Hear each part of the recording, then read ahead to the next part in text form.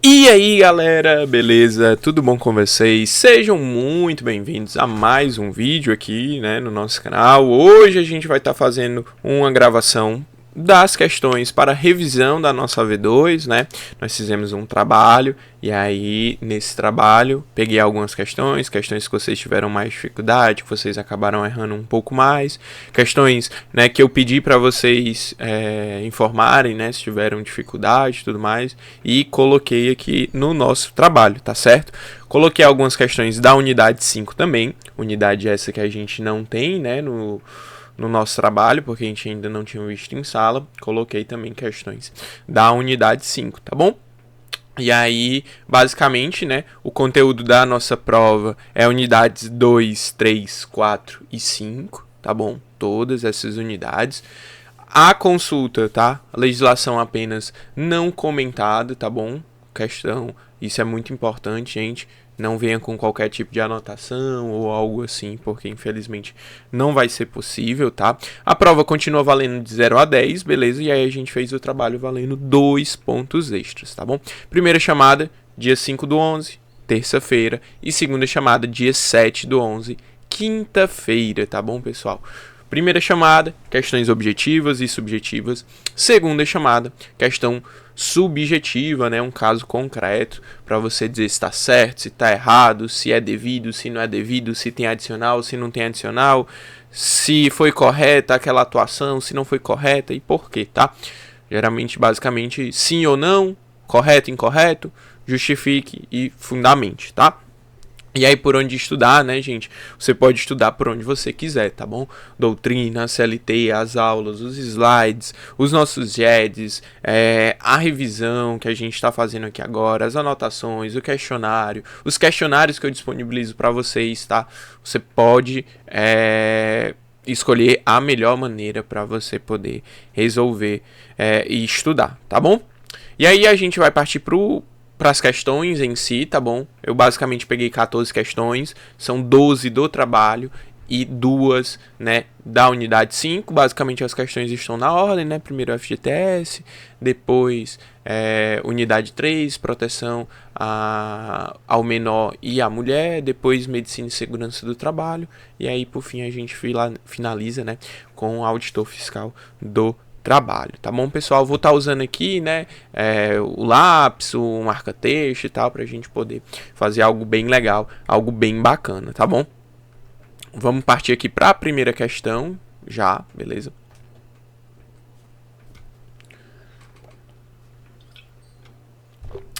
E outro ponto, tá bom, pessoal?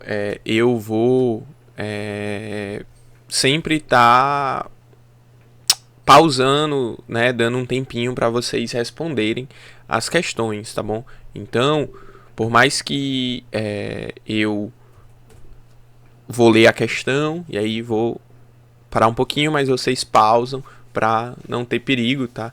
Mas eu vou ler toda a questão e aí a gente vai respondendo item por item, tá? Primeira questão: Lindalva trabalha na sede de uma estatal brasileira que fica em São Paulo. Seu contrato vigora há 12 anos e, em razão de sua capacidade e experiência, Lindalva foi designada para trabalhar na nova filial do empregador que está sendo instalada em Nova York, o que foi imediatamente aceito. Em relação à situação recrutada e ao FGTS, à luz do entendimento consolidado do TST, assinale a afirmativa correta. Não sei vocês, mas eu costumo fazer questão grifando, tá bom? Então vou dar uma grifada aqui também, né? Primeiro de tudo a gente tem a Lindalva, ela trabalha aqui no Brasil, certo? Em São Paulo, tá? Contrato há 12 anos. E vai ser transferida para Nova York, tá? Ela aceitou a transferência e pergunta como que fica o seu FGTS, tá? Então, como é que fica o FGTS do trabalhador que está trabalhando, né, fora do Brasil? E outro ponto importante, né, ele quer a afirmativa correta, tá bom, gente? Às vezes, né, muito importante a gente se atentar a qual tipo de afirmativa que está sendo solicitado, tá? Basicamente, então, a FGTS, ele vai continuar sim sendo depositado na conta dela vinculada no Brasil, tá? Lembrando, FGTS, ele é de 8%, tá bom, pessoal? A alíquota do FGTS, ela é de 8%. Então, o 8% da sua remuneração continuará sendo depositado na sua conta vinculada no Brasil, tá? Então, segue tudo normal, por mais que ela vá trabalhar em Nova York, ele continua sendo depositado, tá? Então, item aqui, ó, Lindalva terá direito ao depósito do FGTS enquanto estiver trabalhando nos Estados Unidos, que deverá continuar sendo depositado na sua conta vinculada no Brasil, gente. De cara aqui, nós já temos a resposta correta. Item A, tá bom? Item A aqui é a nossa opção correta, tá? Vamos dar uma olhadinha aqui nos outros itens, ó. Usando-se a teoria atomista, chega-se à conclusão que Lindalva não terá direito à metade do FGTS que será depositado na sua conta vinculada. Gente, nada com nada, tá? Nada com nada. Uma vez que a legislação dos Estados Unidos não há previsão de FGTS, Lindalva não terá esse direito. Errado, gente. A gente tem sim esse direito. Para que Lindalva tenha direito ao FGTS, deverá assinar documento próprio para tal fim. Não, gente. FGTS é um direito indisponível, tá? Ela não tem que concordar receber FGTS. Ela tem que receber o FGTS. Então, a resposta correta, né? Vou passar aqui para vocês o gabarito. Item A. Lindalva terá direito ao depósito do FGTS enquanto estiver trabalhando nos Estados Unidos, que deverá continuar sendo depositado na sua conta vinculada no Brasil, tá? E aí aqui para vocês a fundamentação, né? A gente mostra justamente uma transferência, né, do empregado contratado no Brasil para o exterior. A gente tem legislação própria para isso, né? E aí o artigo 3º diz assim, ó: a empresa responsável pelo contrato de trabalho do empregado transferido assegurar-lhe-á, independente da observância na legislação do local da execução dos serviços, os direitos previstos nesta lei. Então, o artigo 3º está dizendo, olha, independente do local que ela vá prestar esse serviço, se vai ter esse direito lá, se não vai ter, tá? É devido à aplicação da legislação brasileira de proteção ao trabalho naquilo que não foi incompatível com o disposto nesta lei, quando mais favorável do que a legislação territorial. E ainda, ó, parágrafo único, respeitadas as disposições especiais, aplicar-se a legislação brasileira sobre Previdência Social, FGTS, Programa de Integração Social. E a gente ainda tem, ó, a OJ 232 da SDI 1, que vai falar: FGTS incide sobre todas as parcelas de natureza salarial pagas ao empregado em virtude de prestação de serviço no exterior. Tá bom, gente? Então, é sim devido, né? Deixa eu botar a câmera aqui para cima. É sim, para vocês conseguirem ler. É sim devido, tá? O FGTS ao empregado que trabalha, né, foi contratado no Brasil e trabalha, presta os serviços no exterior, tá certo? Tudo ok? Qualquer dúvida, gente, não esqueçam, não deixem de perguntar, não deixem de mandar no WhatsApp, no grupo, tá? Vou estar à disposição para vocês. Vamos para a segunda questão. Olha, a segunda questão é uma questão muito legal, que vai falar sobre hipóteses de saque do FGTS. Ela vai dizer assim, ó: Alexandre foi contratado como atendente de telemarketing pela empresa XL em setembro de 2020 por meio de um contrato de trabalho temporário. Em janeiro de 2021, o contrato chegou ao fim, tendo sido o trabalhador dispensado. Conforme a legislação pertinente, assinale a alternativa correta no que concerne ao direito de Alexandre ao saque dos depósitos do FGTS. Alexandre tem direito a sacar os depósitos de sua conta vinculada em razão da extinção normal do contrato temporário. B. Alexandre não tem direito a sacar os depósitos de sua conta vinculada por ser trabalhador temporário. C. Alexandre tem direito a sacar até 50% dos depósitos de sua conta vinculada, dada a sua dispensa em razão da extinção normal do contrato a termo. Item D. Alexandre tem direito a sacar os depósitos de sua conta vinculada por ter sido dispensado sem justa causa. E aí, gente, pausem agora, deem uma olhadinha.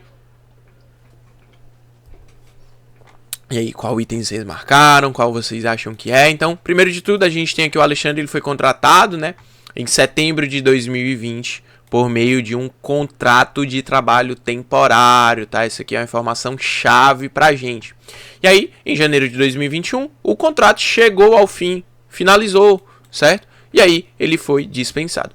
Novamente, queremos a afirmativa correta. E aí, gente, é muito importante que você grife, que você marque, que você leve para você consultar na hora da prova também, né, já que a prova é consultada, o artigo 20 da lei 8.036, lei lá do FGTS, que vai falar sobre as hipóteses de saque, tá bom, gente?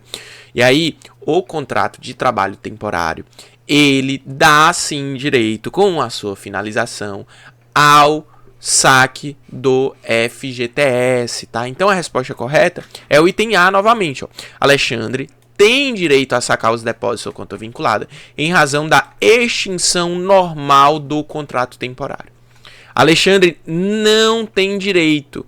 Errado, né, gente? Trabalhador temporário tem sim direito. A gente vai já visualizar o artigo e alguns de seus incisos. Alexandre tem direito a sacar até 50% dos depósitos, dada a sua razão em extinção do contrato a termo. Não, gente, não é 50%, tá bom? Alexandre tem direito a sacar os depósitos ou conta vinculada por ter sido dispensado sem justa causa. Não, gente, o Alexandre não foi dispensado sem justa causa. O Alexandre, ele foi dispensado com a extinção do contrato dele, certo? Chegou ao seu termo, chegou à sua finalização. Então, por isso que a resposta correta é o item A, tá certo? Resposta correta, item A. Alexandre tem o direito a sacar os depósitos sua conta vinculada em razão da extinção normal do contrato temporário, tá? E aí aqui a gente vai para alguns incisos lá do artigo 20. Peguei alguns incisos para a gente poder comentar, tá? Aqui, ó. A conta vinculada do trabalhador no FGTS poderá ser movimentada nas seguintes situações: despedida sem justa causa, despedida com justa causa não gera, né, hipótese de saque de FGTS. Inclusive a indireta, né, a justa causa do empregador, de culpa recíproca e de força maior, tá? Então é devido ao saque do FGTS nessas dispensas. A extinção do contrato de trabalho prevista no artigo 484. O que é que diz esse 484? É o acordo, tá, entre o empregado e o empregador. E aí é sim possível a movimentação do FGTS, tá?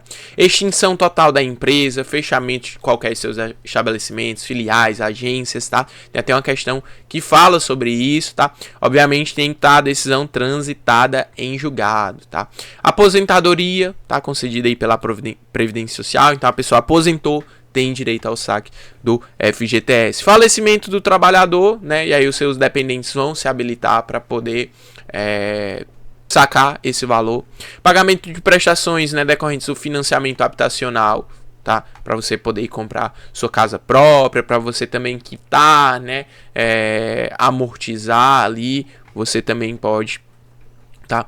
Quando o trabalhador permanecer 3 anos ininterruptos fora do regime do FGTS, então ele está 3 anos, virou empresário, ou está desempregado, enfim, ele pode sim sacar o seu FGTS quando permanecer 3 anos ininterruptos, né, fora do regime. Aqui a fundamentação, né? Extinção normal do contrato a termo, inclusive dos trabalhadores temporários, regidos pela Lei 6.019, tá? Quando o trabalhador ou qualquer de seus dependentes ou acometido de neoplasia maligna, gente, é o câncer, tá certo? Neoplasia maligna é o câncer, beleza?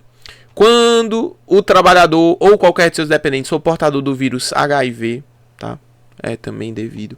Quando o trabalhador ou qualquer de seus dependentes estiver em estágio terminal em razão de doença grave nos termos do regulamento. Vou já comentar um pouquinho com vocês sobre essa questão dessas doenças graves. Quando o trabalhador tiver idade igual ou superior a 70 anos, tá? Tinha uma questão no nosso trabalho que era para marcar incorreta e o item dizia que era quando o trabalhador tiver idade igual ou superior a 60 anos, mas é 70, tá? 70. Se atentem para não marcar errado. Por mais que vocês saibam, leiam tudo, confere junto com o artigo para ver se é de fato isso. Necessidade pessoal, cuja urgência ou gravidade decorre de desastre natural, tá? Desastre natural também é possível. Quando o trabalhador, no caso aí, por exemplo, né, lá do Rio Grande do Sul e tal, né, foi decretado estado de calamidade pública e foi ser autorizado. Quando o trabalhador com deficiência por prescrição necessite adquirir órteses ou próteses, né, para promoção de acessibilidade e inclusão social. Anualmente, no mês do seu aniversário, né, caso ele opte pelo saque aniversário, tá? Eu trouxe aqui, gente, alguns incisos, tá, do artigo 20, que eu considero importante para a gente poder abordar, tá? Tem mais hipóteses de saque, é importante que você leia ali o inciso 20, o artigo 20, né, e os seus incisos, para não deixar passar nenhuma e sempre, se for cair alguma hipótese de movimentação de FGTS, você conferir, tá? Se de fato existe essa hipótese, tá? Não foi nessa questão que eu comentei, tá? Que eu coloquei, mas tem uma questão mais para frente que vou trazer a lista, né, das doenças graves, tá bom? E aí agora a gente vai para a questão de número 3, tá? A questão de número 3. Os irmãos Pedro e Júlio foram contratados como empregados pela Sociedade Empresária Arco Doce S.A. e lá permaneceram por 2 anos. Como foram aprovados em diferentes concursos públicos da administração direta, eles pediram demissão e agora, com possibilidade concedida pelo governo, dirigiram-se à Caixa Econômica Federal para sacar o FGTS. Então, eles estavam trabalhando e aí agora vão buscar aí sacar o FGTS, tá? Na agência da Caixa Econômica Federal foram informados que só havia o depósito de FGTS de 1 ano, motivo porque procuraram um contador da Arco Doce S.A., da empresa, né, para uma explicação. O contador afirmou que não havia depósito porque no último ano o Pedro afastar-se para prestar serviço militar obrigatório e Júlio afastar-se pelo INSS recebendo auxílio doença comum. Diante desses fatos, confirmados pelos ex-empregados, o contador ponderou que não havia obrigação da empresa depositar o FGTS durante 1 ano para ambos. Sobre a questão retratada e de acordo com a legislação em vigor, assinale a afirmativa correta. A. A sociedade empresária tem razão na justificativa de Júlio César, mas está errada em relação a Pedro. B. A sociedade empresária está errada em relação a ambos os empregados. C. No que tange a Pedro, a sociedade empresária está certa, mas no tocante a Júlio César, não tem razão. E tem a pessoa jurídica está correta em relação a Pedro e a Júlio César. E aí, gente? Deixar aqui o tempo, dar um tempinho para vocês pensarem, para vocês responderem. Pois bem, pessoal, essa questão ela fala sobre 2 pessoas que ficaram afastadas, certo? E uma ficou afastada em decorrência do serviço militar obrigatório e outra ficou afastada em decorrência do afastamento pelo INSS recebendo auxílio doença comum. O que é que a gente tem? Quando há o afastamento em razão do serviço militar obrigatório, a gente tem sim o FGTS, certo? Serviço militar obrigatório é devido ao FGTS. Agora, quando a gente tem o afastamento pelo INSS, com a percepção de auxílio doença comum, a gente não tem a percepção do FGTS. A gente não tem a percepção do FGTS, porque foi o auxílio doença comum, tá? Então, não vai ter a percepção do FGTS quando for auxílio doença comum, tá? Se fosse auxílio doença acidentário, aí a gente teria sim a hipótese de continuar havendo os depósitos do FGTS. Mas, como foi auxílio doença comum, então não é devido. Então, o D aqui, ó, a pessoa jurídica está correta em relação aos 2? Não está correta em relação aos 2, está falso, tá? No que tange a Pedro, a sociedade empresária está certa. Pedro afastar-se para prestar serviço militar obrigatório. ok? E Júlio César afastasse pelo INSS recebendo auxílio-doença comum. B. A sociedade empresária está errada em relação a ambos os empregados. Falso também, tá? Vou evitar estar escrevendo, gente, porque fica ruim para escrever. A sociedade empresária tem razão na justificativa de Júlio César, mas está errada em relação a Pedro. Opa, em relação a Pedro era devido e ela não depositou. Então tá errado. Júlio César não era devido, porque é auxílio-doença comum e ela não depositou. Então está correto, tá? O C, ele justamente faz a troca, né? No que tange a Pedro, está certo, sendo que o Pedro está errado, porque ela deveria ter depositado. E no tocante a Júlio César, não tem razão, quando no tocante ao Júlio César, ela tem razão em não depositar, tá? Então, item correto. Item A, tá certo? Item A, a sociedade empresária tem razão na justificativa de Júlio César, mas está errada em relação a Pedro, tá? E aí, o artigo 15 aqui, ó, para os efeitos previstos nesta lei, todos os empregadores ficarão obrigados a depositar até o 20º dia, tá, gente? Se sua CLT não estiver atualizada, até o 20º dia, enquanto é vinculada à importância correspondente a 8%, a alíquota do FGTS, tá? E aí diz aqui, ó, o depósito que trata o caput desse artigo é obrigatório nos casos de afastamento para a prestação de serviço militar obrigatório e licença por acidente de trabalho, tá? E aí a pessoa vai receber o auxílio-doença acidentário. Lembrando, né? Coloquei aqui o parágrafo 3º e o parágrafo 7º para lembrar para vocês que os empregadores domésticos poderão ter o acesso ao regime do FGTS, tá? E aí eles vão ter a alíquota de 8% mais 3,2% da multa, tá? Eles não recebem 11,2% de FGTS. É 8% de FGTS, tá? FGTS e 3,2% da multa compensatória, tá? E parágrafo 7º, os contratos de aprendizagem terão alíquota reduzida para 2%, tá? Então, a aprendizagem, a alíquota é de 2%. É os únicos, tá bom? Serão os únicos que terão alíquota reduzida, tá bom? Os únicos que terão alíquota reduzida, tá? É muito importante que você grave essa informação. Partimos agora para a quarta questão, tá? A quarta questão é a hipótese de movimentação de FGTS de acordo com a lei respectiva. E aí, eu vou parar aqui agora para você poder ler a questão. Parei, e aí? Leu? Não leu? Rapaz, você não leu não? Você está esperando eu responder. Responda.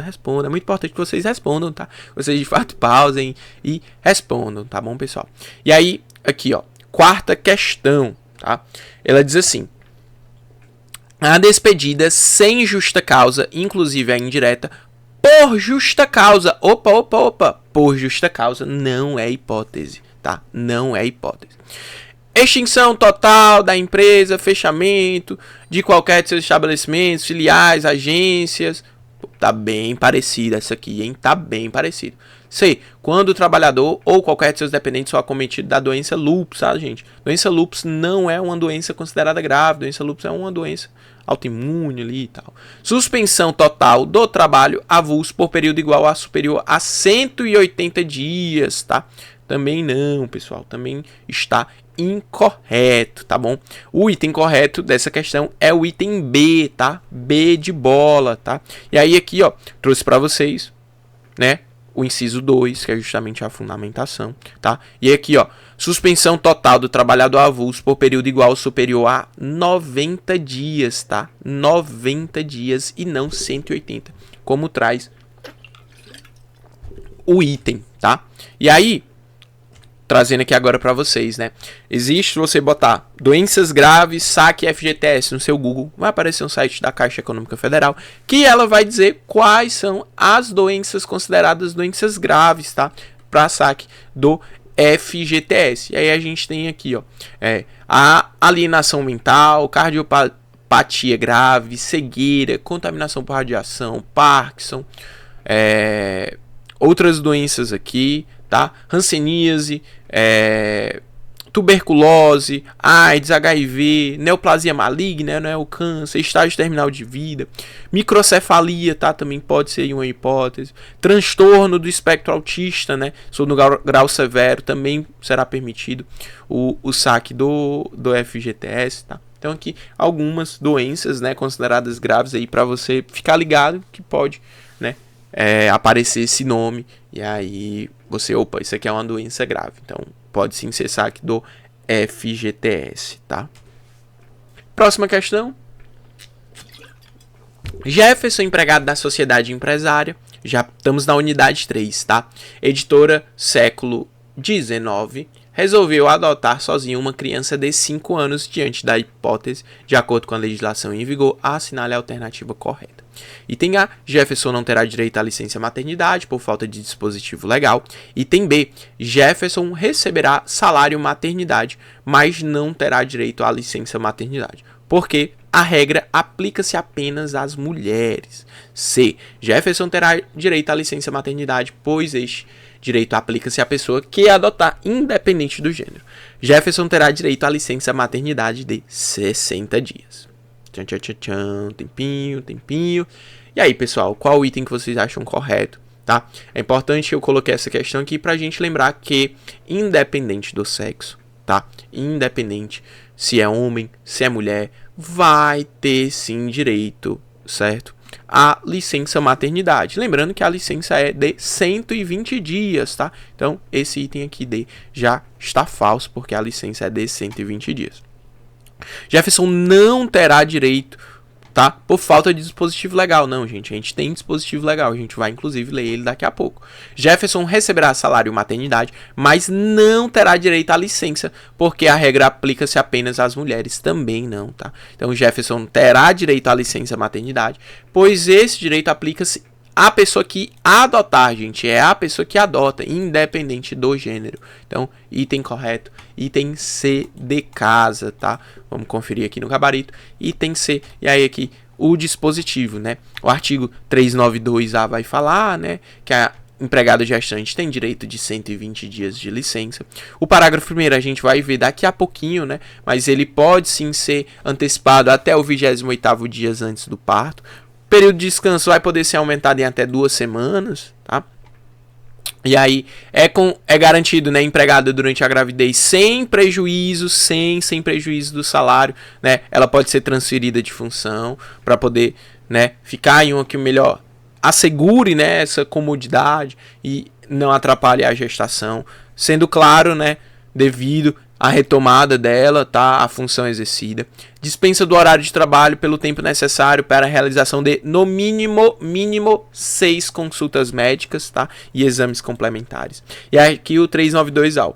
A empregada que adotar ou obtiver guarda judicial para fins de adoção de criança ou adolescente será concedida licença maternidade nos termos do artigo 392, 120 dias.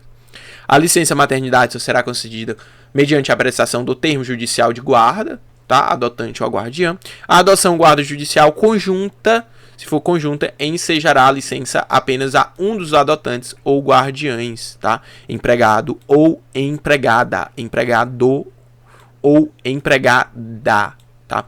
Em caso de morte da genitora, é assegurada ao cônjuge ou companheiro empregado o gozo, né, da licença por todo o período ou pelo tempo que teria direito a mãe, tá? O 392C aqui, ó, aplica-se no que couber o artigo 392A e 392B ao empregado homem que adotar ou obtiver guarda judicial para fins de adoção, tá bom? Então, independente se a pessoa é homem, se a pessoa é mulher, independente do seu gênero, terá sim direito a licença maternidade, tá? Nesse caso aqui, o homem que adotar, ele tem sim direito à licença maternidade, tá certo? Vamos agora para a nossa próxima questão, questãozinha de número 6, tá? Em relação à licença maternidade, analise as afirmativas a seguir, tá bom? Vou logo aqui analisando junto com vocês. Pausa aí, parou, leu, respondeu, e aí, acha que sim, acha que não. Vamos passar? Vamos lá resolver? Resolvendo aqui com vocês, ó. Em regra, a licença maternidade da empregada gestante é de 120 dias. Até aqui tudo ok. Essa licença pode ter início entre o 28º dia antes do parto e a ocorrência deste. Correto, tá, gente? Correto. Tudo ok. É garantido pela Lei 14.151 de 2021 que a empregada gestante, antes da licença maternidade prevista na CLT, esteja afastada do trabalho presencial. Aí você fica, rapaz, que lei é essa? Não sei. Não vou responder agora, não. Vou deixar aqui. Então, deixa eu só marcar aqui já, né? Então, a gente já eliminou esses 2 itens aqui. Já eliminamos. O 3. Para as empregadas que fazem adoção ao programa Empresa Cidadã do governo federal, existe a possibilidade de ampliar em 30 dias a licença maternidade, sendo se a mulher tem direito a cerca de 5 meses de afastamento e auxílio maternidade. Não, gente, não são 30 dias, tá? São 60 dias, tá? E lembrando, a gente não conta em meses, tá? A gente conta em dias, tá bom? A gente não conta em meses, a gente conta em dias. Então, o item 3 aí a gente viu que tá falso. Então, a gente elimina esse item aqui, ó. Já viu que está falso. Esse a gente fica apenas entre o A e o E, tá? 4. As mulheres que fizerem adoção de uma criança terão direito à licença maternidade conforme a idade da criança. Até 1 ano, 90 dias, 4 anos, 60 dias. Gente, isso não existe, tá? Essa proporcionalidade, ela não existe, independente da idade da criança, tá? Não há proporcionalidade. Então, item 4, falso, beleza? Também, pelos nossos itens, ele já estaria falso, né? A mulher que sofrer aborto, um aborto não criminoso com mais de 23 semanas, ou feto natimorto, terá direito a no mínimo 120 dias de licença maternidade. E aí vocês erraram essa questão aqui, tá? E aí eu coloquei justamente por conta desse item, eu sei que vocês erraram por conta desse item aqui. Gente, após as 23 semanas, tá? Nasceu com vida ou nasceu morto é parto, tá? Mais de 23 semanas, nasceu é parto, tá? Se é parto, licença maternidade 120 dias, tá? Licença maternidade 120 dias. Agora, se for antes dos... Eita, que coisa feia. Antes dos 120 dias, aí pode ser parto ou aborto não criminoso, tá? Parto ou aborto não criminoso. Se for morto, aborto não criminoso. Se nascer vivo, parto, tá? Coloquei essa questão justamente porque é uma pegadinha, né? A questão foi feita justamente com essa pegadinha aqui para lhe fazer confundir, beleza? Então, resposta correta é o item E, tá? 1, 2 e 5, tá? Itens 1, 2 e 5. Resposta correta, item E, tá? 1, 2 e 5.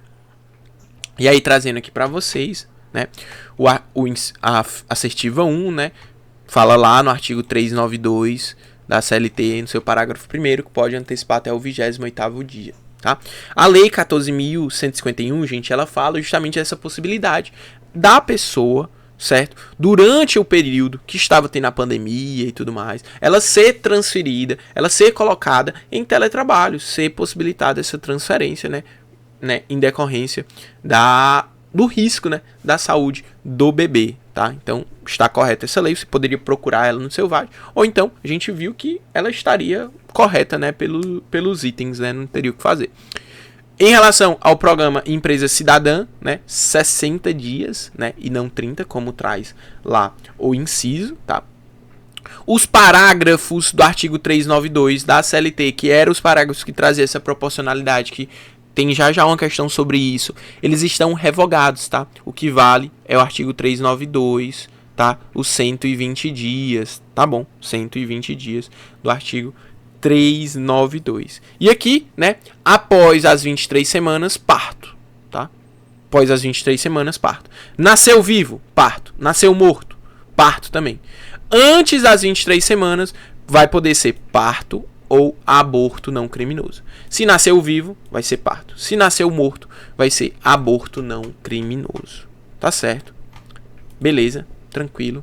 Show de bola. 7ª questão. Maria, empregada de uma panificadora, adotou uma criança em idade de alfabetização. Quando da adoção, obteve a informação de que faria jus à licença maternidade. Daí, decorrente em conversa com seu empregador, Maria foi informada que não desfrutava do mencionado benefício. Na dúvida, o empregado requereu a licença maternidade junto ao INSS. Diante do caso apresentado, assinale a afirmativa correta. E aí, pausa agora para você poder responder. Bom, pessoal, a gente acabou de comentar sobre isso, né? Adotou, independente da idade, tem sim, tá? 120 dias, tá? Então, o item A diz que a duração da licença da Maria tem variação de acordo com a idade. Não, gente, não tem variação. Maria não tem direito, pois trata de adoção e a legislação não prevê essa hipótese. Não, gente, prevê hipótese sim, tá? Maria tem direito a 120 dias sem prejuízo do seu emprego e do seu salário, independente da criança adotada. Item D, Maria tem direito a 2 semanas de licença decorrentes do período de adaptação necessário para a adoção. Falso, né, gente? Item C, tá? O artigo 392, tá? Conferindo aqui, item C, gabarito. O artigo 392A, os seus parágrafos, eles estão revogados, tá? Os parágrafos que traziam essa proporcionalidade não valem, tá? Estão revogados, beleza? Então a empregada que adotar ou obtiver guarda judicial para fins de adoção de criança ou adolescente será concedida licença maternidade no artigo 392, que é o artigo que fala dos 120 dias, tá certo? 8ª questão, já misturando ali um pouquinho da unidade 3 com a unidade 4, tá? Vênus encerrou seu período de licença maternidade e deverá retornar ao trabalho na metalúrgica Ferro e Fogo, onde prestava serviços em área de contagem de material. Local considerado insalubre em grau mínimo. Vênus encontra-se em período de lactação e nessa situação ao retornar para o trabalho, conforme, né, a CLT, o seu empregador. E aí, qual item que você acha correto? Item A, B, C ou D? Vou dar aqui um tempinho para você pensar. E aí, vamos para os itens agora? Vamos lá. Primeiro de tudo, né, gente? A pessoa, a mulher empregada, ela tá, certo? Ela tá relacionada aqui com a insalubridade, tá? Ó, encerrou o período de licença dela, ela tá tendo que retornar e o local que ela trabalha é insalubridade em grau mínimo.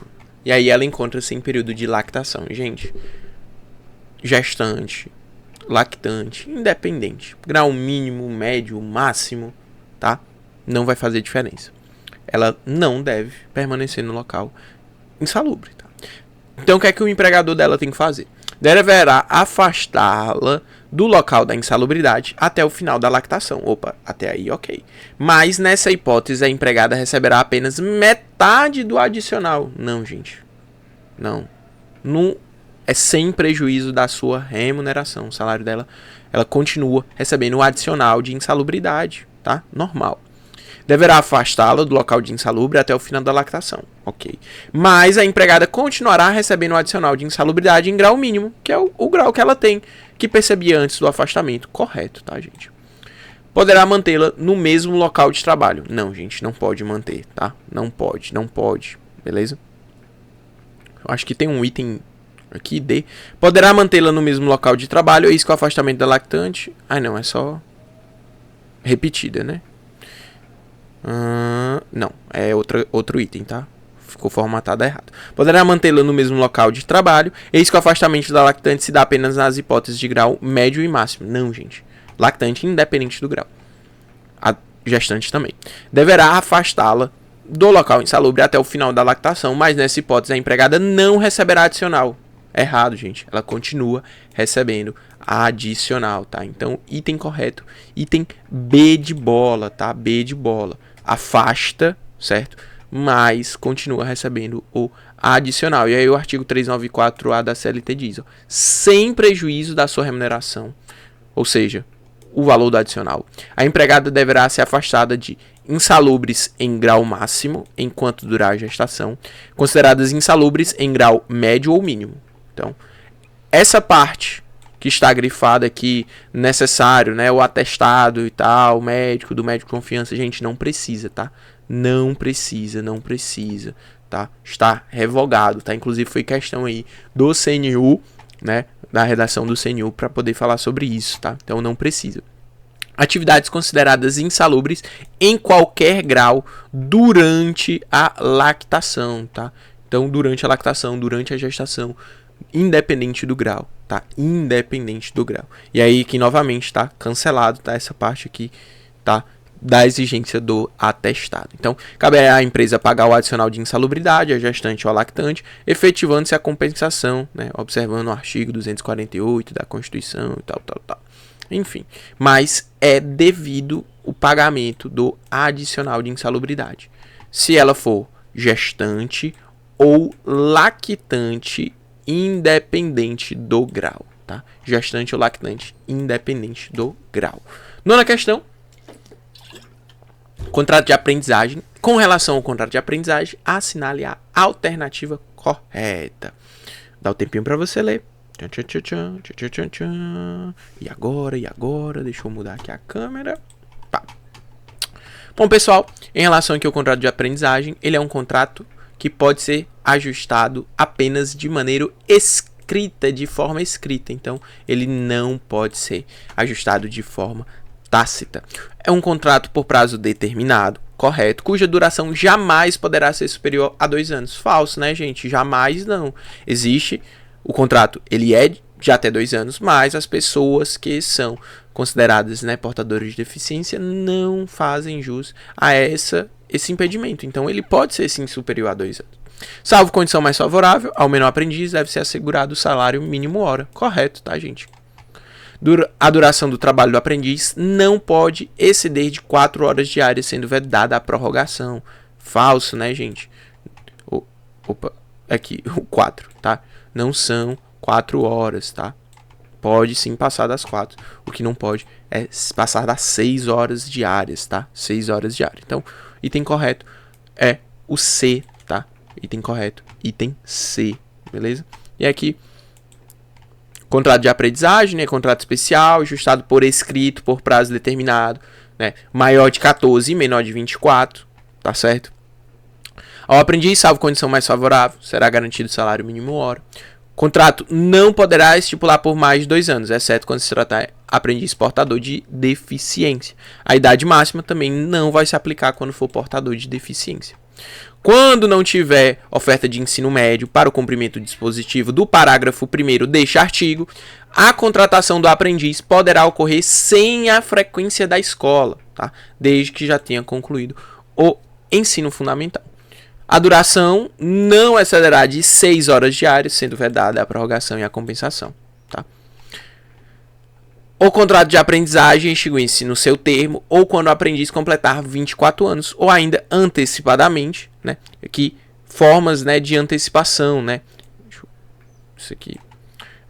Desempenho insuficiente ou inadaptação do aprendiz, salvo para o aprendiz com deficiência quando desprovido de recursos de acessibilidade e tecnologias, tá? Então, inclusive, eu acho que é a nossa próxima questão. Falta disciplinar grave, né? Artigo 482 da CLT.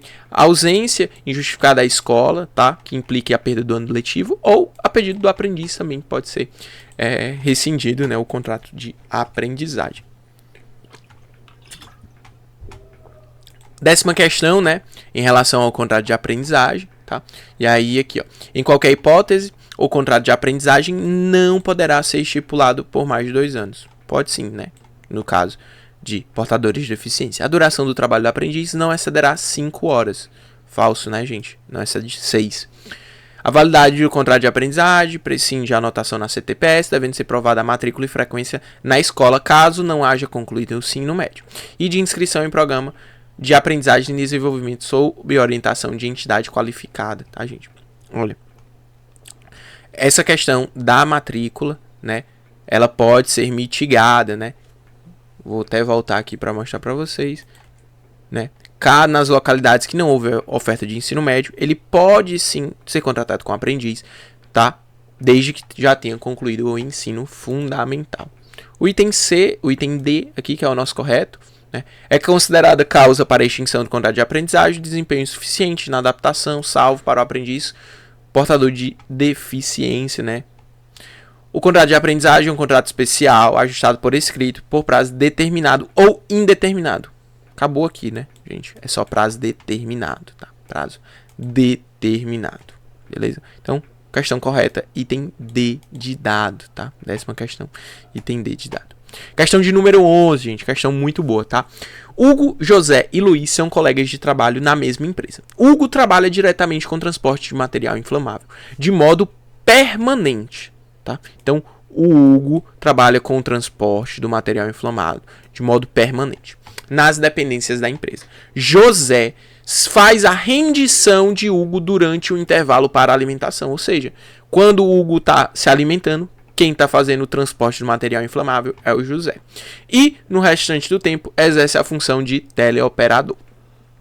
Luiz também exerce a função de teleoperador. Acontece que, no intervalo para a alimentação, Luiz pega carona com o José no transporte de inflamáveis, cuja duração do trajeto dura cerca de 2 minutos, tá? E aí? Essa questão, gente, ela tá falando basicamente sobre a hipótese do adicional de periculosidade, tá? Em razão da exposição, tá? A gente tem que o Hugo, ele trabalha de modo permanente, né? O José, ele faz o intervalo ali trabalhando, né, durante o intervalo do Hugo, né? Então de modo intermitente, e o Luiz é de curto tempo, apenas 2 minutos, tá? Então, o que vai ser devido aqui? Os adicionais, ó. Como Hugo, José e Luiz têm contato com inflamáveis, os 3 têm direito ao adicional de periculosidade. Gente, não é o mero contato, tá, que vai fazer você receber o adicional. Apenas Hugo, que lida diretamente com os inflamáveis em toda a jornada. Oxe, a gente viu aqui que eles lidam também com os inflamáveis. Não é só porque é em toda a jornada que vai ter o direito. D. Hugo e José têm direito ao adicional de periculosidade. Luiz não faz jus ao adicional respectivo. E o C diz assim, ó. Hugo faz jus ao adicional de periculosidade integral. José ao proporcional ao tempo de exposição inflamável. E Luiz não tem direito ao adicional, sendo certo que a empresa não exerce qualquer função na área de atividade elétrica. Atividade elétrica. E aí você fica, poxa, e agora? Qual o item correto? Questão 11. Item C ou item D? A questão falou alguma coisa para você de atividade elétrica? Falou alguma coisa relacionada a isso? Não falou, né? Então, o item correto, gente, item D. Hugo e José têm direito ao adicional de periculosidade e o Luiz não faz jus ao adicional respectivo. Por quê? Entendimento simulado, tá bom, pessoal? Súmula 364 do TST. Tem direito ao adicional de periculosidade o empregado exposto permanente ou que de forma intermitente sujeita-se a condições de risco. Ou seja, Hugo e o José. E agora o Luiz, ó, indevida apenas quando o contato dá-se de forma eventual, considerando assim o fortuito, ou sendo habitual, se dá por tempo extremamente reduzido, 2 minutos por dia, tá? E aí o artigo 193 da CLT, né, vai trazer, né, aqui as hipóteses, né, de adicional de periculosidade, inflamáveis, explosivos, energia elétrica, roubos, espécie de violência física, segurança pessoal, colisões, atropelamentos, né, quem trabalha aí como agente de autoridade de trânsito. Lembrando que o adicional é de 30%, tá, gente? 30% sobre o seu salário, ok? A insalubridade, ela tem graus, né? Mínimo, médio e máximo 10, 20 e 40% do salário mínimo, tá? O empregado ele pode optar, né, pelo adicional de insalubridade, caso seja devido os dois, ele pode optar por um dos adicionais, tá? Pode optar por uns adicionais, serão descontados ou compensados do adicional ou outros da mesma natureza, tal. Concedidos ao vigilante, eu vou já falar um pouquinho para vocês sobre o vigilante. São também consideradas perigosas atividades que trabalham em motocicleta, tá? Então, se você trabalha com a sua motocicleta, você é motoboy, você também aí faz jus aí ao adicional de periculosidade. O simples fato de você ir e voltar para o trabalho, ir para sua casa, voltar para o trabalho, se locomover, né, nesse trajeto por moto, não faz jus ao adicional, tá? Você tem que, de fato, efetivamente trabalhar em motocicleta, tá? Questão de número 12, ó. Edmilson é vigia noturno em um condomínio residencial de apartamentos. Paulo é vigilante armado em uma agência bancária. Letícia é motociclista de entregas de uma empresa de logística. Tá? Então essa pergunta está perguntando, e aí, quem é que tem adicional de periculosidade? É devido? É indevido? Vamos lá. Edilson é vigia. Gente, o vigia é aquele do apitinho, tá? Pi. Não faz absolutamente nada, tá? Não anda armado, não tem que ter nenhum curso específico, nada. O vigia é o apito, do apito. O vigia, ele não tem adicional de periculosidade, tá? Vigia não tem adicional de periculosidade. Paulo, ele é vigilante armado. O vigilante, gente, ele tem um treinamento, certo? Ele tá armado. Então, é devido sim o adicional de periculosidade. E a Letícia, né, trabalha com a motoca dela, tá? Então, é devido sim também o adicional de periculosidade. Então, aqui, ó. Paulo e Letícia exercem atividade perigosa e fazem jus ao adicional de periculosidade. A atividade de Edmilson não é considerada perigosa e, por isso, ele não deve receber o adicional. Correto? Edmilson, vigia, pipi, apito. Não tem adicional. Considerando que os três não lidam com explosivos e inflamáveis, salvo por disposição e norma coletiva, nenhum deles será direito ao adicional. Não, gente. Eles lidam com segurança, né? E a Letícia com atividade de motocicleta. A gente viu agora há pouco, no 193, que faz sim, devido. É devido. Os três empregados fazem jus ao adicional. Errou, né, gente? Não. Edmilson é vigia, apitinho, pipipi. Não tem adicional. Apenas Paulo e Edmilson têm direito ao adicional por conta do risco de violência física. Não, né, gente? A Letícia tem direito ao adicional por exercer suas atividades em motocicleta e o Edmilson não tem adicional porque ele é vigia, tá? Vigia é o cara do apito. Então, gabarito na questão de número 13. Opa, questão de número 12. Tem que... Item A, tá? Vigia é o cara do apito, indevido ao adicional de periculosidade. Vigilante, ele recebe um treinamento, ele está armado, então é devido ao adicional de periculosidade, tá? Questão de número 13, tá? Questão aí que a gente vai falar sobre auditor fiscal do trabalho, tá? Então, no que diz respeito à fiscalização, autuação e imposição de multas pelos auditores fiscais do trabalho, é incorreto afirmar. Opa, é incorreto. Então, eu quero o falso, tá, gente? Poderá ser instaurado procedimento especial para a ação fiscal, objetivando a orientação sobre o cumprimento das leis de proteção do trabalho, bem como a prevenção e saneamento de infrações à legislação mediante termo de compromisso na forma a ser disciplinada no regulamento da inspeção do trabalho. Olha, esse tá bonito. Esse item tá bonito. Vamos para a próxima aqui, ó. Salvo nas situações de uso dos critérios de dupla visita ou procedimento especial, a toda verificação que o auditor fiscal do trabalho concluir pela exigência da violação de preceito legal deve corresponder sob pena de responsabilidade administrativa à lavratura de auto de infração. Opa, tá bonito também. O auto de infração terá o seu valor probante condicionado à assinatura do infrator ou de testemunhas. Opa, achei o item. Ele quer o item incorreto. Como é que pode? Tá dizendo que o auto de infração só vai ter validade se a pessoa que está descumprindo a legislação assinar ou tiver a assinatura de uma testemunha? Obviamente que não, né, pessoal? A fim de promover a instauração dos responsáveis no cumprimento das leis de proteção do trabalho, a fiscalização deverá observar o critério de dupla visita quando ocorrer promulgação e expedição de novas leis, regulamentos, instruções ministeriais, sendo que, com relação exclusivamente a estes atos, fará apenas a instrução dos responsáveis, tá? Então, item correto, item que responde à nossa questão, o item, né, incorreto no caso da questão é o item C, tá? Então, confirmando aí para vocês. E aí aqui, né, os artigos, tá? Então aqui, ó.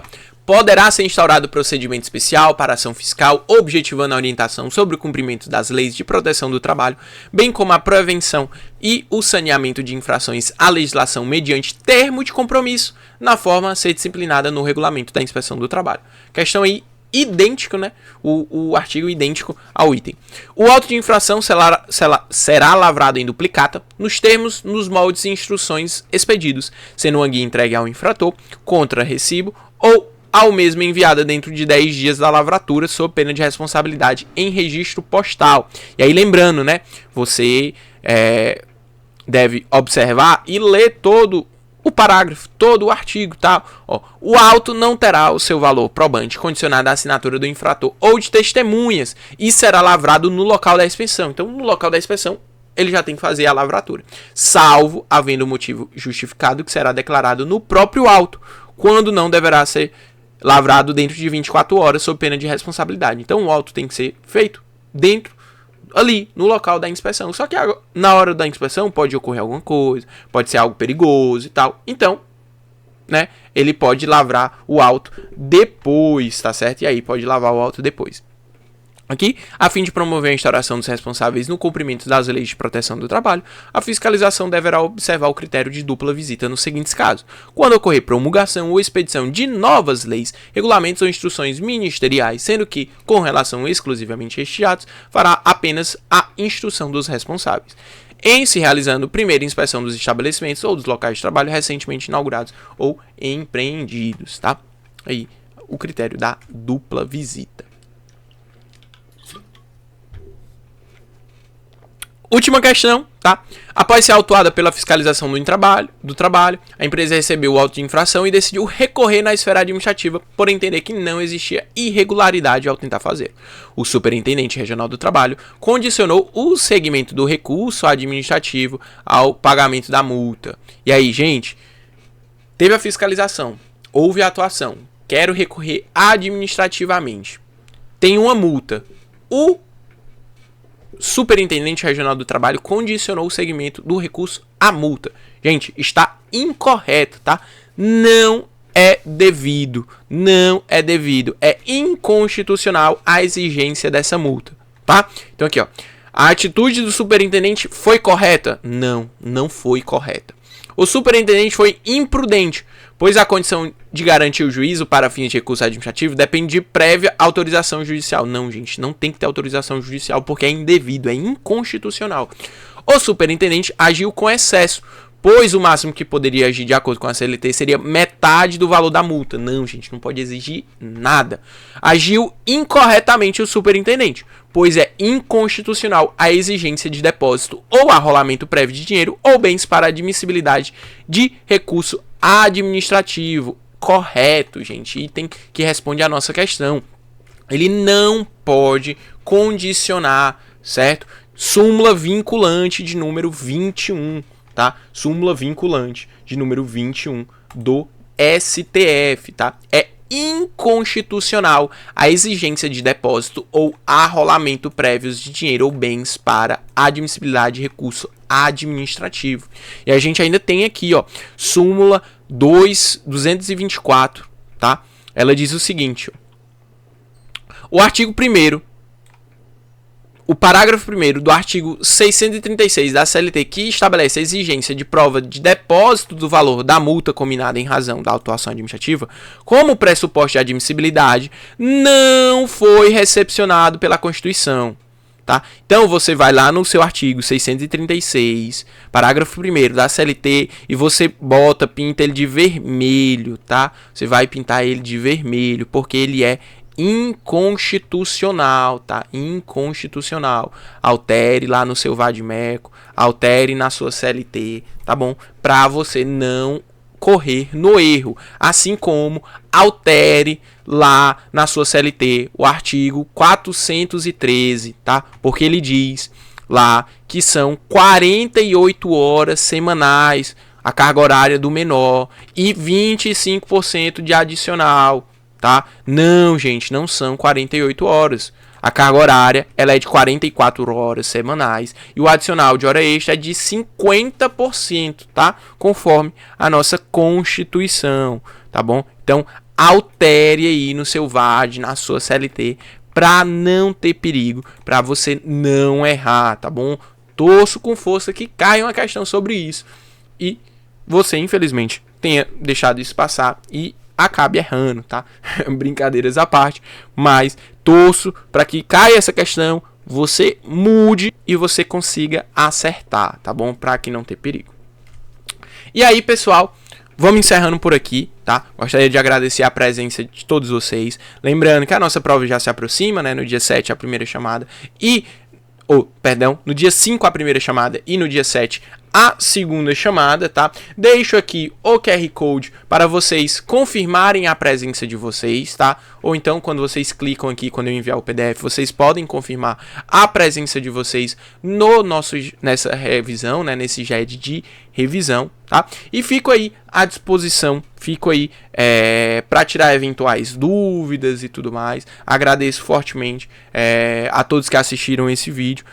O link também da presença vai ficar aqui na descrição do vídeo. Tenham uma ótima prova, contem comigo, um forte abraço e até mais.